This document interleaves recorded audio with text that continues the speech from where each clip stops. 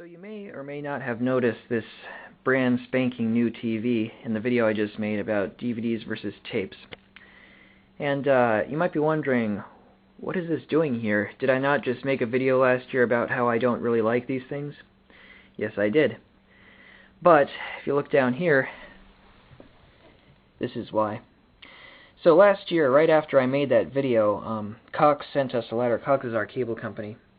And to be fair, they're actually a pretty good cable provider. They don't do annoying, dumb things like Comcast does or CenturyLink does. They're actually very good, comparatively speaking. But last year they said, you know, we're going to stop offering analog cable. So up until June of last year, we had analog cable, which I prefer just because you don't have to deal with this nonsense. We were talking about tapes versus DVDs in the last video. Well, before these things, you could record anything on any channel at any time and have another one hooked up to the same coaxial output, record anything on a different channel at the same time, and then you could also be watching the TV, and heck, you could probably have as many VCRs or recording devices, DVRs, whatever you use, hooked up to your cable at one time and record as many things as you wanted to. Of course, no one does that anymore because there's nothing good on TV anymore, but that's beside the point. Now, if you want to record something, you have to make sure that this is set to the right channel, that nobody changes the channel, which has happened to me more than once. And you got to make sure that your VCR is set to channel 3. That's set to channel 3 now, not the TV anymore. Now it's this thing.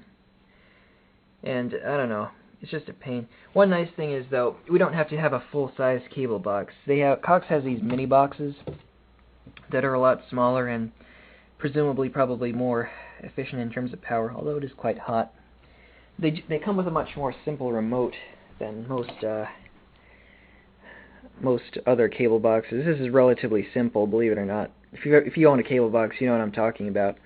Usually they have remotes that look more like this, except bigger. They have like a button to do everything, and it's just a mess. So I am happy that at least they offer a simple solution like this. And these are plug and play. You don't have to have someone come and hook it up for you or program it for you. You just order them by mail, and then you put in a code number online, and it gets activated. And these are free for the first year, and then afterwards you have to rent them for $2 a month, which that's a lot better than something that you get with Comcast. But yeah, so this is kind of the final nail in the coffin for analog cable. Cox was, I think, one of the two providers that still hadn't switched over. I don't know what the other one was, but that's what the cable guy told me that at the time. So with that, considering that we no longer have analog cable, I don't mind having a television like this now, because analog cable on this looked awful. Because we got this before we switched from analog to digital, and analog just looked awful, you know. Just like anything that's not in high definition. Anything that's not in high definition is going to look awful on something that's meant to play high definition. This is a 1080p TV. It's not 4K, because there's no point in getting 4K TV, in my opinion. And, yeah. But there are things I do like about it. So since we're forced to convert to that, I don't mind having this now, because if we look over here, where is it? It's actually down there. You can't even see that, can you? Well, I'm pointing you at a USB port. And what that USB port does is, in addition to charging things, if you want to charge something through your TV, you can also plug in a flash drive with videos on it and just watch videos right on your TV. So that means that I can download YouTube videos and watch them directly on here, which is very nice. I don't have to invest in an Apple TV. Although I did build a Media Center PC, which is actually sitting on top of that VCR. That'll be in a separate video. It really can't handle video, that's the problem. And also, it's a lot quicker and easier just to do it this way. You know, you don't have to type out anything. Just put the videos on the flash drive and press play, and you're good.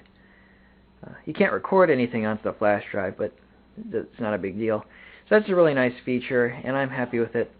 One thing I am surprised about, though, is that this television, it's a Samsung TV. I don't know the model number, and I'm not going to get out the manual.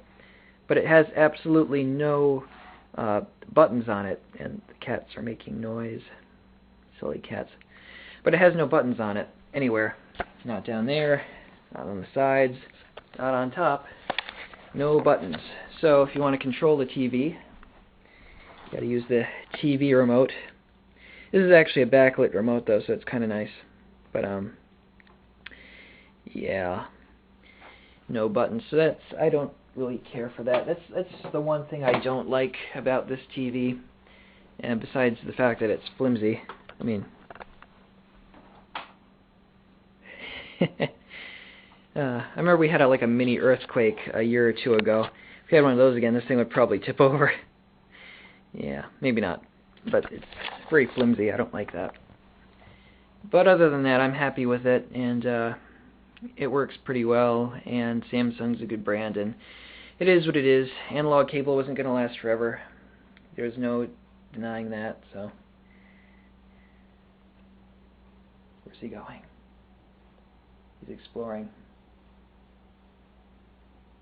No, he's just going to sit down. Anyway, that's all I have to say about that. But I'm going to show you what we did with the old TV in another video. So, if you haven't subscribed, subscribe so you can see more poorly done videos like this and hear me ramble on about things that nobody cares about. And I'll see you guys later. Have a good day, or night, or morning, or afternoon, or evening.